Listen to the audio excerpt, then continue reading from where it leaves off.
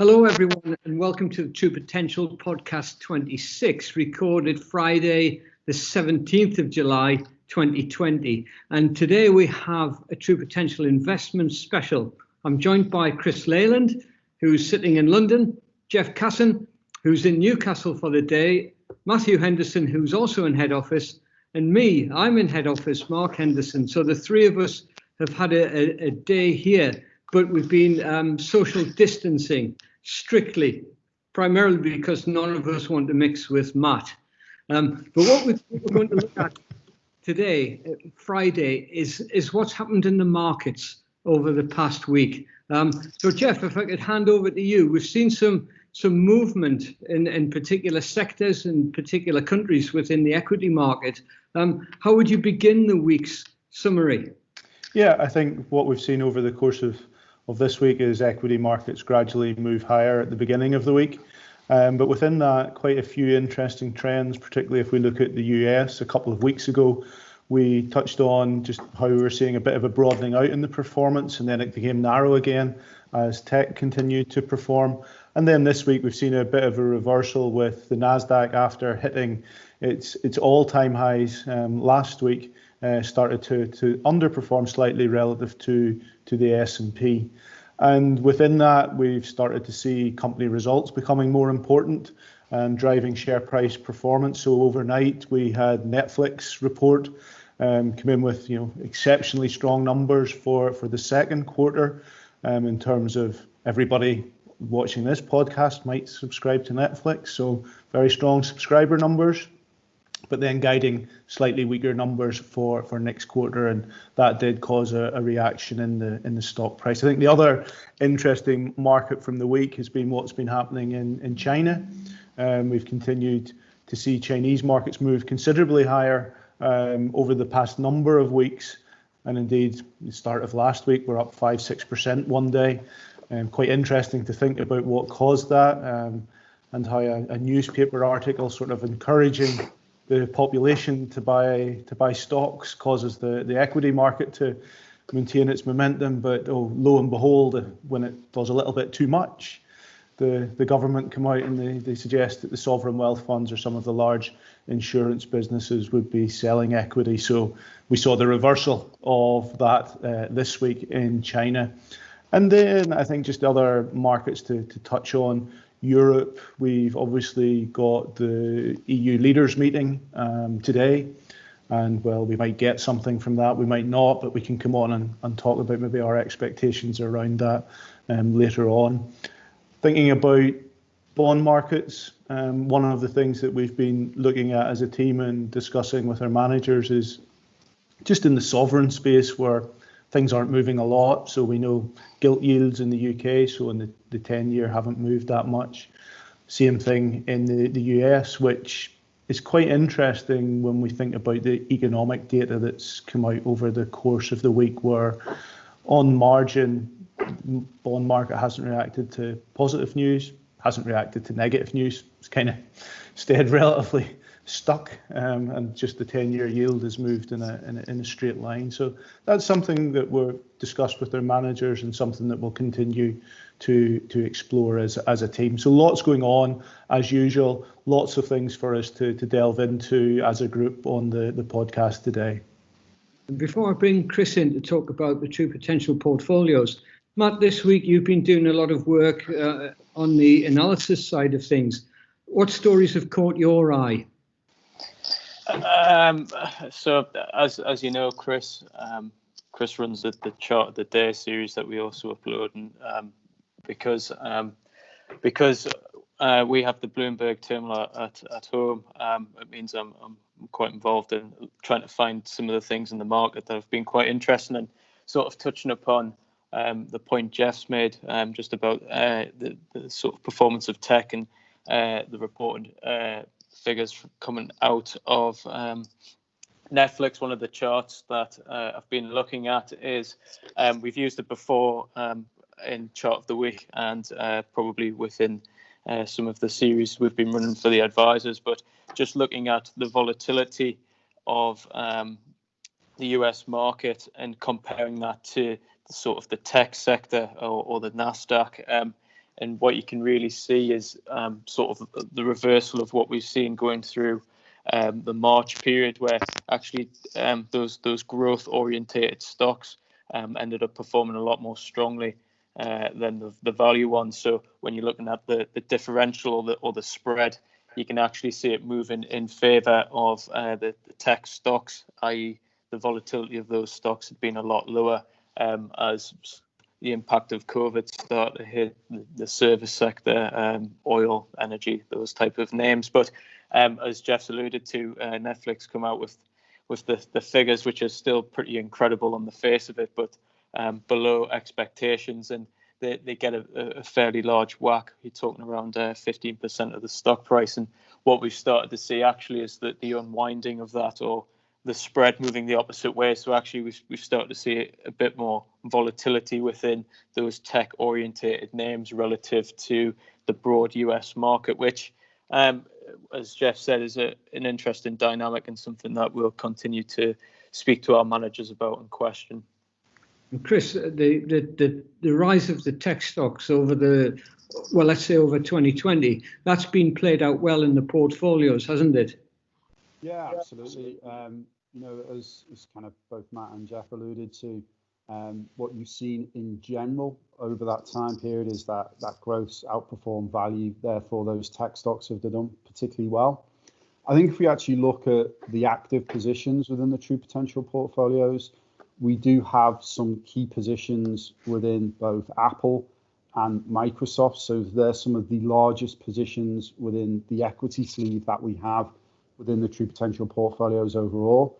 But we also do have positions in the other tech stocks as well. So I think one of the key things that we were discussing earlier this week with our managers is, can this continue on moving upwards? You've seen incredible performance coming through, but a lot of our managers still take the view that you can. The reality is that you've got what has been shown to be an incredibly resilient business model.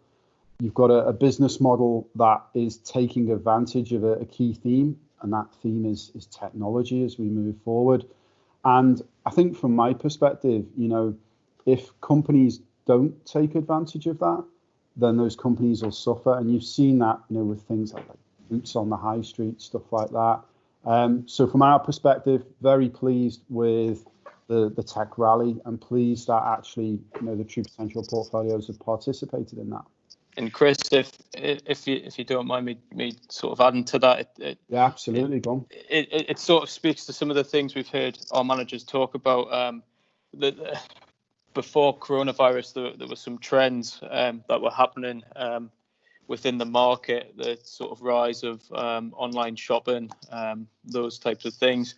And really what we're hearing coming out of the managers when we speak to them is actually what coronavirus has done is it's almost accelerated those trends, i.e. that they're picking up in speed, because when lockdown is being enforced upon people, you physically couldn't go out and go to the shops and buy things. So people who more elderly people, who it typically tends to be less comfortable using online software and platforms, etc., to go about normal day life, have been forced down that route. So we've actually seen an acceleration in those trends, which is one of the things the managers have talked about. But they're also keen to keep a balance within those exposures. They don't want to sort of lean too heavily within there. And because if you look at the sort of the multiples that some of these companies are trading at, it's massively high. But sort of one of the things they always come back to is actually this is different from the tech bubble, because if you look at the actual earnings and cash flow that these companies generate, it's a huge amount of money, and it's actually there, rather than if you just have .com in your name, you trade on a high multiple. It's quite interesting. What you say there about cash, because this week we saw Apple not be subjected to billions of dollars in tax payments from their base in Ireland. Jeff, we haven't really seen any evidence in the M&A market yet of any cash coming in. Do you see this happening soon? And would it affect the asset prices? I think it's quite an interesting way to think about how we could see cash being used, and clearly we've seen some of the businesses that have a lot of cash that may have been looking at acquisitions prior to COVID certainly pull back in those. I think one of the things that it does ultimately depend on is the market, and where is there opportunity to deploy cash to earn a return above the cost of capital and deploying that cash. So it's an interesting one to think about that in the context of maybe not in technology, but in other potential sectors, or even in other markets. And by that I mean thinking about valuations and where companies might be cheaper and where currencies might be cheaper as well, where you can take advantage of both your acquisition currency being high in terms of the value that you're using, but also in the multiple, i.e. the stock multiple that you're trading on. So something that I think could be quite interesting going forward, because we do know that companies have cash and the cash is there to be used. Could it be used as dividends? That's another potential opportunity for cash. We know that the initial response to COVID-19 was and rightly so, for a lot of companies to reappraise their cash and their cash utilization plans, and to either by a regulatory want or by their own admission to stop paying dividends. So as things move on and people start to reappraise things, we might see capital being used for acquisition.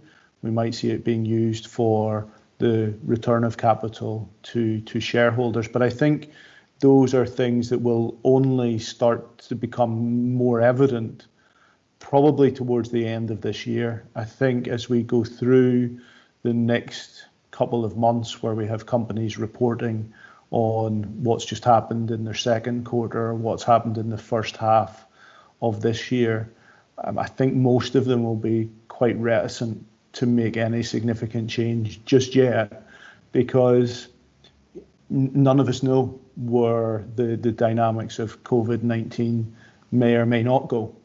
And it would maybe be not imprudent, but maybe not the right thing just to do yet to move forward with significant uses of capital. Yeah. And Jeff, one of your themes throughout your morning market notes that you do is to say that sentiment has a great part to play in the way that the market reacts.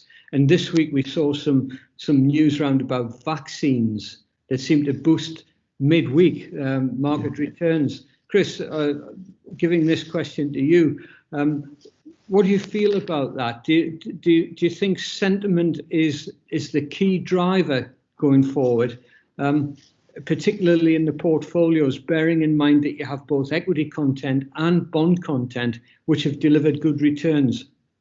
Yeah, sure. No, it's a good question. I think, if we think back to kind of what's been driving the market overall, there's a couple of points there over the past few months. Really, it's been around the reopening of global economies, and it's really been around central bank stimulus and government support. So obviously what you saw was a very fast fall in equity markets, and then you've seen a rebound come through from there.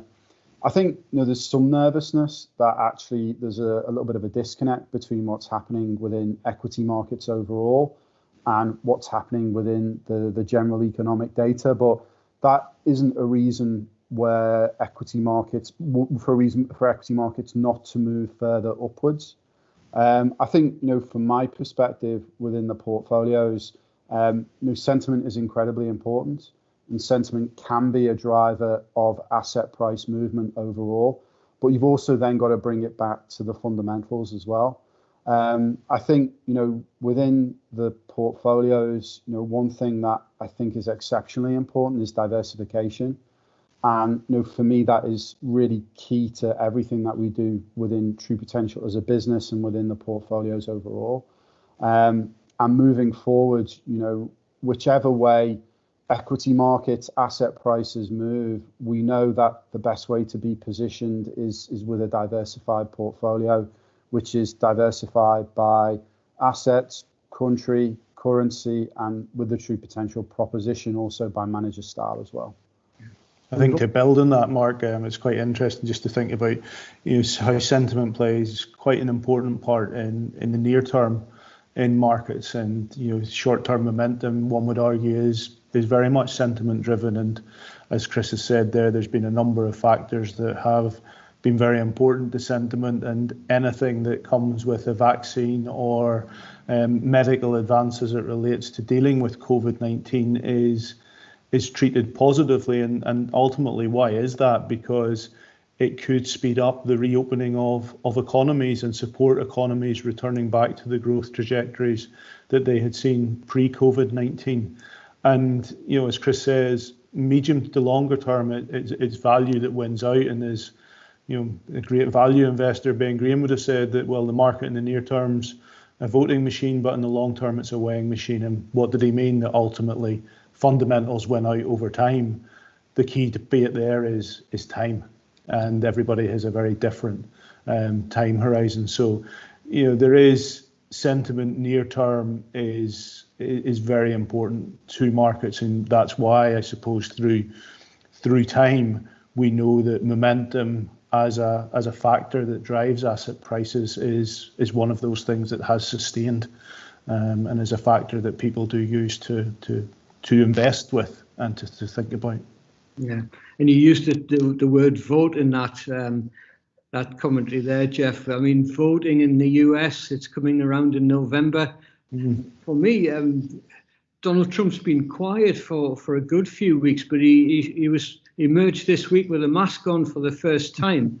Now, I'm not sure what came first, the mask or the signing the legislation which pushed Hong Kong into being part of China.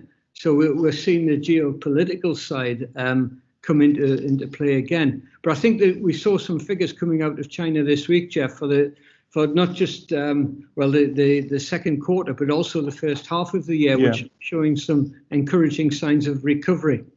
Yeah, I think that's right, and there's a lot in that, both in terms of the politics that are at play at this point in time, and how we and how our managers need to be thinking about that, and the implications that has for asset prices and asset markets across the globe. But if we maybe put that to one side just at the moment, and if we think about what happened in China this week, we all know that China was the first one into lockdowns that were associated with COVID-19, and it's been coming out faster. So if we look back and we think about some of the charts that Matt and Chris have used for chart of the week over the past number of weeks, we've looked at PMI data, so purchasing managers indicators, which are usually and in historical sense have been a good guide to what happens with economic growth going forward.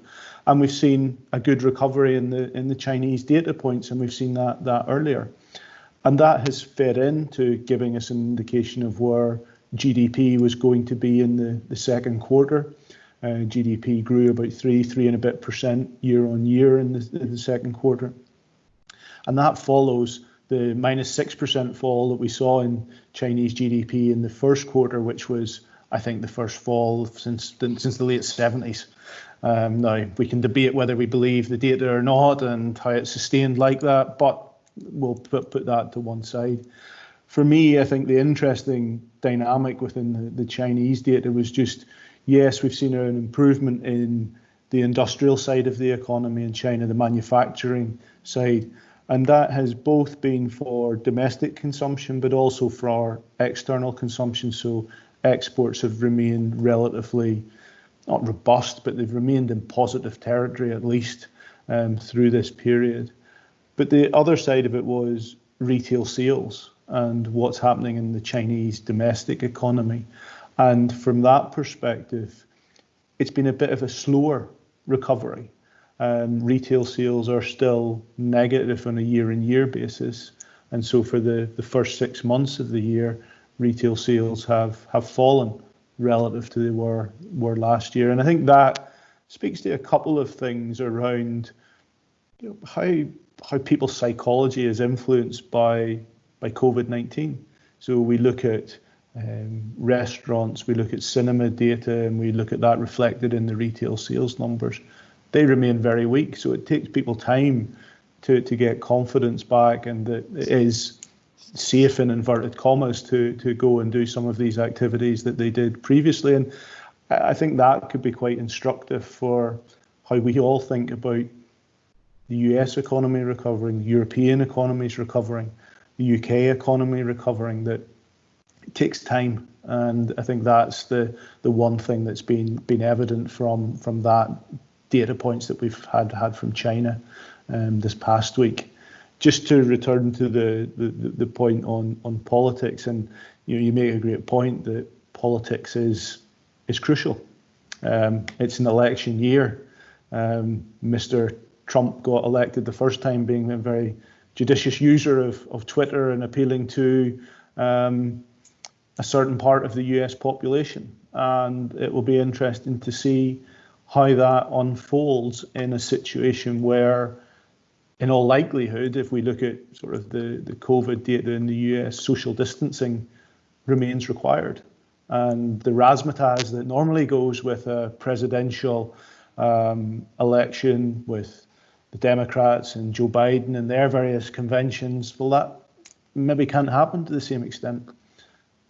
Jeff, do you think that will introduce an element of the candidate with the deepest pockets who can buy the advertising space will be the winner?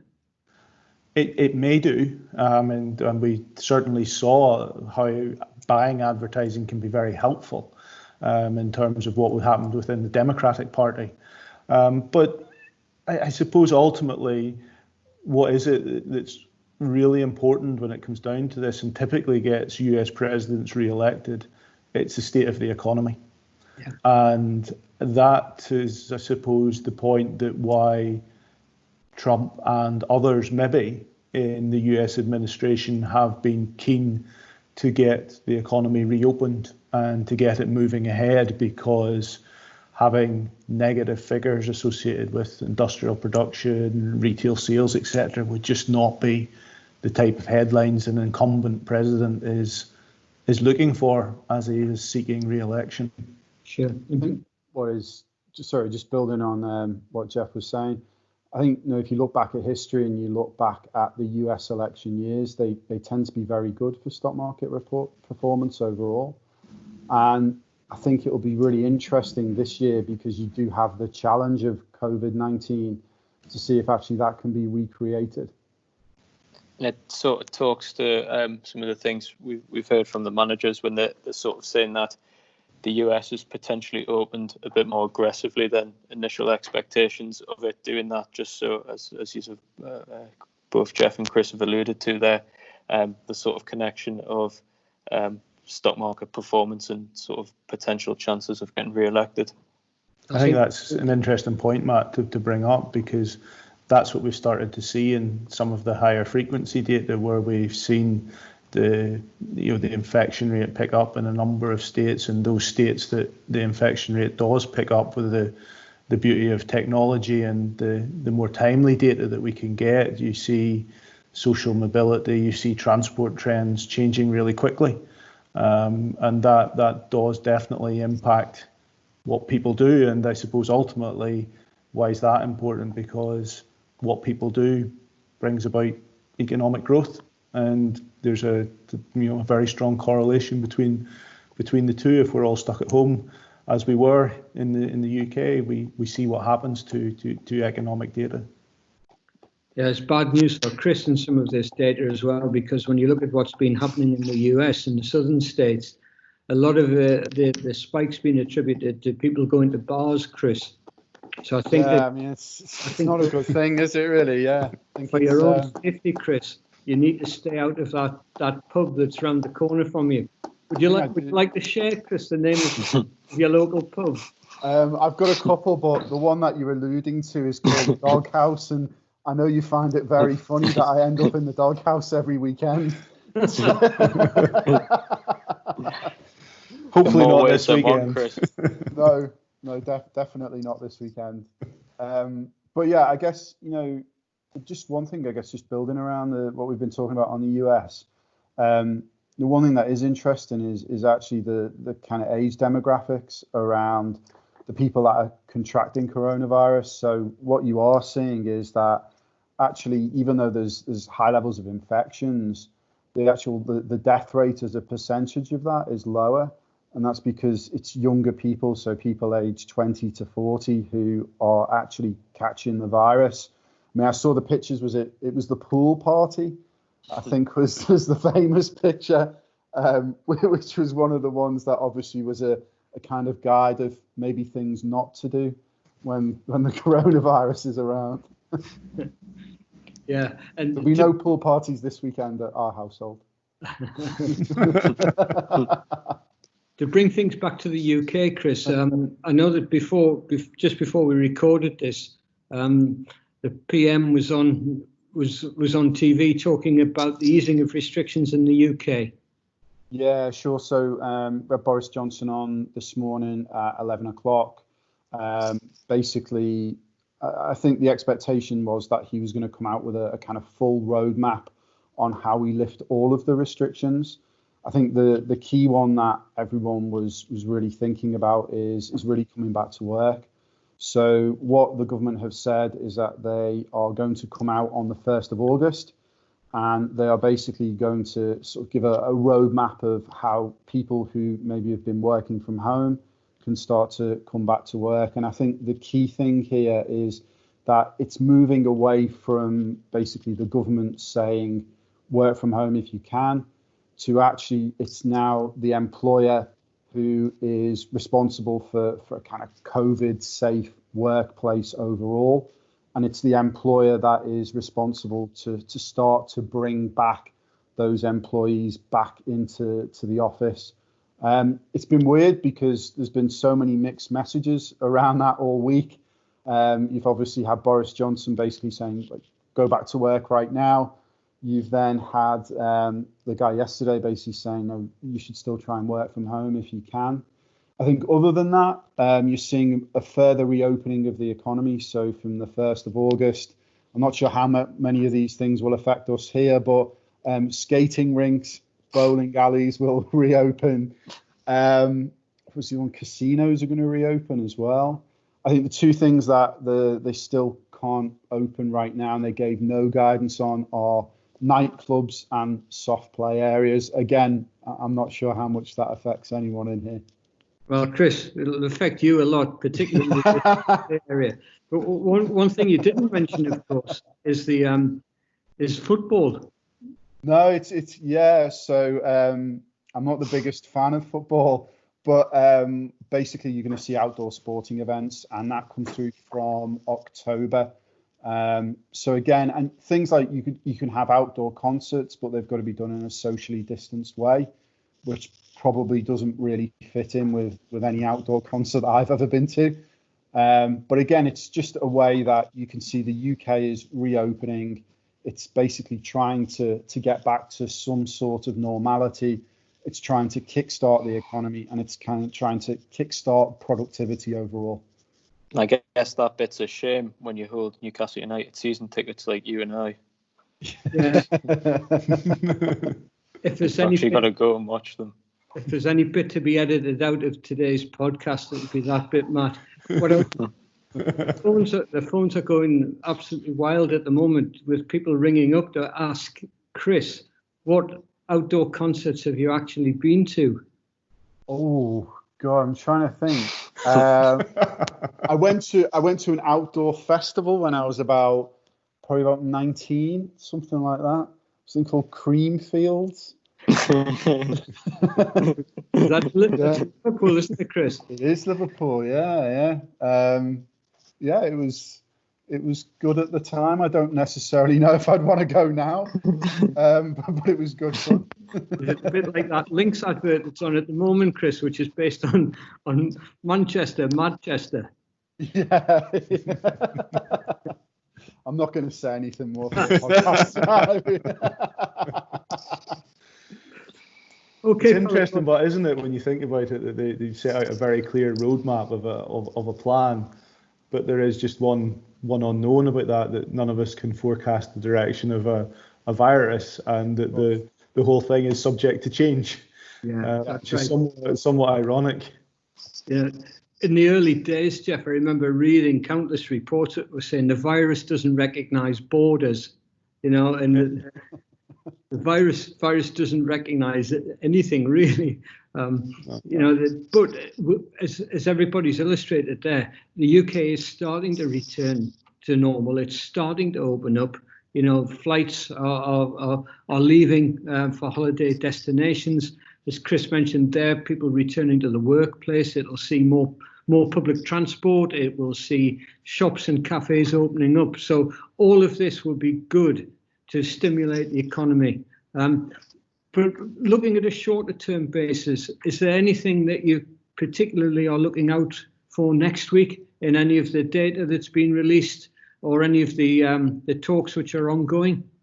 I think for me personally, and I'm sure Matt and Chris have other things that they're looking out on, I'm quite intrigued to see what comes out of this EU discussion today. I don't think we'll get a definitive answer, but I don't think that's a bad thing. I think if they set out a roadmap as to how they may be wanting to move the discussion forward, I think that's probably a positive and a good outcome from the market's perspective. The other thing that I think is pretty important over the coming number of weeks is what we hear from companies. And as we continue to move through reporting season for the second quarter in the US, but then what we get from companies here in the UK and in Europe that are reporting their first half. And that probably ties back to our previous discussion around the reopening of the UK, the reopening of Europe, and just how these businesses see themselves adapting into that reopening and what that means for how they're thinking about both the evolution of end demand for their product, but I think also what they're thinking about for their business. And by that I mean what they're thinking about for their staff, what they're thinking about for their expansion plans, what are they thinking about the uses of capital going forward, because all of those things coming together play a very important role in the economy reopening and people going out to spend, companies investing, and the knock-on impact of that across the economy is very, very important. So as you say, Mark, things are reopening, and that's great. That's what we need to see, and we need to see that then feeding into the hard data, the hard information, and the numbers that we get. Yeah.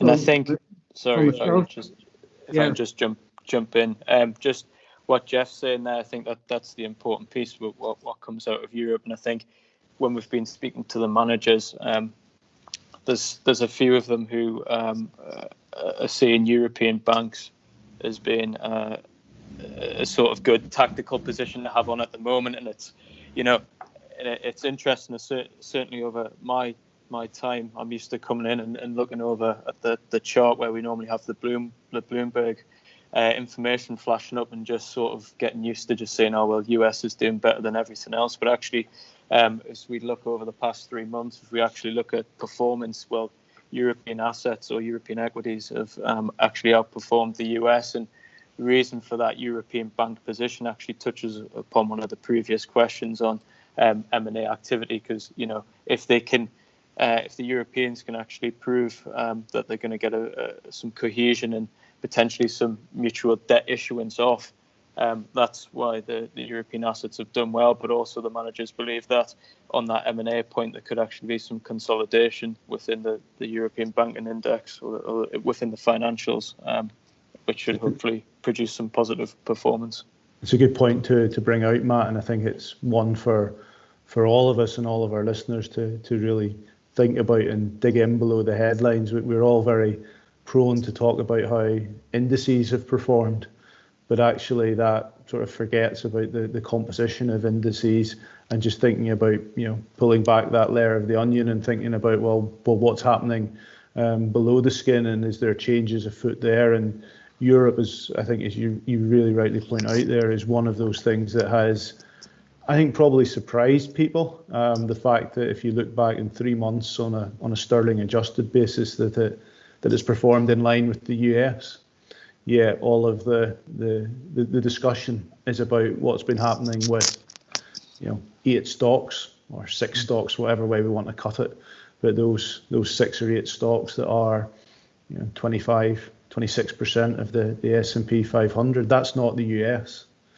in the exact same way, Europe, below the skin, there's many interesting and different opportunities there, which is what we want our managers to be exploiting for our clients, seeking out those opportunities wherever they are and wherever they are able to identify them. And that, I think, is something that we are probably seeing more of, Chris, over the past couple of weeks and months from our managers. Yeah, no, you're completely right, Jeff. I think one of the things that I think is quite interesting is that our managers really go the extra mile to try and find opportunity. And what you're seeing there is instead of just looking at, I don't know, let's say like the UK versus the US, they're looking more granularly. So some of the managers are looking at individual stocks, but actually a lot of the managers are looking at themes as well. So looking at either longer term themes, so maybe themes such as like technology or healthcare. You've also seen some managers play more sort of tactical themes. So maybe an example of that is things like energy, the oil price. We've seen one of our managers make a lot of money from a trade around US energy, which they bought into in April time. You've obviously seen the oil price come up since then, which has been fantastic. So I think, from my perspective, and this is always the case with multi-asset, but it's really important to reiterate it. There's always opportunity somewhere within multi-asset, and I'm pleased to say that you're seeing our managers exploit that opportunity overall. And I think to go a little bit further, Chris, I just think they're also getting a sort of a little bit more advancement in the sort of execution. When we were speaking to one of them the other day, they hold gold as a bit of a hedge and a bit of a risk-off position, but they'd been looking at a sort of differential in valuation between the gold price and the silver price, so added that in as a tactical position. And we recently, as economies have reopened, silver is a more sort of industrial-linked metal, so therefore when economies have been reopening, and as Jeff mentioned earlier, that we've seen the pickup in the PMI data, the performance of silver has actually sort of rebounded relative to gold. So this manager was looking to reduce that position or reduce their exposure to silver. Rather than just selling it straight to the market, they actually sold an option to get out of it. So I think what they're all starting to do is sort of go that extra mile and see what is the most efficient or optimal way for me to enter stroke exit positions, and sort of ultimately what's going to be best for performance and best for the client. I think that's the crucial point right at the end, Matt, there, that there are costs of doing all of these things, but our managers are seeking out the most efficient way of doing that, recognising that any costs that have to be borne are effectively a tax on the client, and it's a detriment to performance. So focusing on how best to execute is crucial, particularly if we think about the return environment and where returns are. So trying to protect the return that the client is earning is crucial. Good. Gentlemen, thank you very much for your time this afternoon. I know that we've got another busy week next week. We get into the analysis, the detailed analysis of the portfolios, with Chris leading the discussions on Monday. And all of the factors that we've discussed today are on the table, and we'll go through them thoroughly before we make any decisions regarding changing to the weightings within the portfolios. So I'm looking forward to that next week. For me, after this, I'm heading off to fill the car up with petrol for the second time since February. So there's a sign of things reopening as well. I know Matty had his first haircut last week. So that was by a professional. By a professional rather than a home cut. So that was a happy experience as well. So if everybody have a great weekend. Thanks for watching us, and we look forward to seeing you again next week. Thank you. Thank you. Thank you. Thanks.